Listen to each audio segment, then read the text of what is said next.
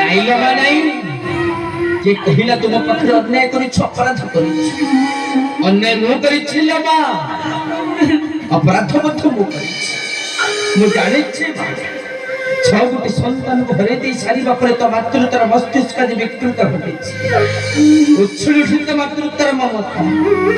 ସେଇଥିପାଇଁ ଅଭିମାନ ଭରା ସ୍ୱରରେ କହୁଛୁ ମୁଁ ଗୋଟେ ଅନ୍ୟାୟ କରୁଛୁ ଅପରାଧ କରୁଛୁ